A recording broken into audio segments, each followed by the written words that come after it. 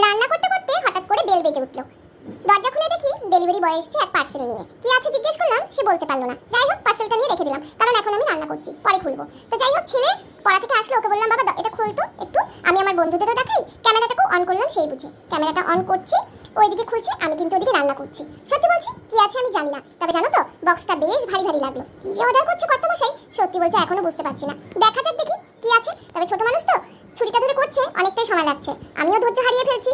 এদিকে রান্না যেহেতু করছি, তাই আমি এই ব্যাগটাকে খুলতে পারছি না। ওই বসে বসে করছে ফ্যানের তলে বসে বসে।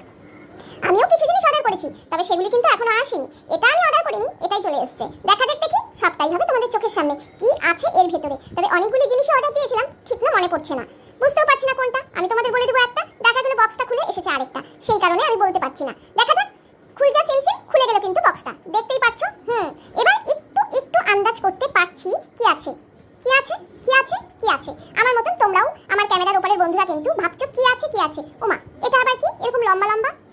দেখা যাক, চলো দেখি, খুলে দেখি এর মধ্যে কি আছে এরকম লম্বা লম্বা। এমন লম্বা জিনিস তো আমি কখনোই দিইনি। দেখা যাক কর্তামশাই কি জিনিস এমন অর্ডার করেছে। চলো এটাও খুলি। ছেলে এটাকেও নেড়ে চেড়ে ও একটু অবাক হয়ে গেল, ও খুলতে বসে গেল এর মধ্যে কি আছে। দেখা যাক। তো চলো এবার কাটা শুরু হলো কাছে দিয়ে, এবার দেখা যাক এর ভেতরে কি আছে। সত্যি বলছি আর যাচ্ছি না, সামনেই দাঁড়িয়ে আছি। এতক্ষণ ছেলে যখন বক্সটা কাটছিল, বারবার রান্নার দিকে যাচ্ছি, আবার আসছি না, কিন্তু এখন আমি এখান থেকে নড়ছি না, একদম ঠাই দাঁড়িয়ে আছি। দেখা যাক এর ভেতরে কি আছে, কি আছে, কি আছে। কি তোমরা গেস করতে পারছো? করো দেখি কি আছে এর মধ্যে। জানি তোমরা যখন ভিডিওটা দেখবে তোমাদেরও মনে হবে এর মধ্যে কি আছে, কি আছে, কি আছে, কি এমন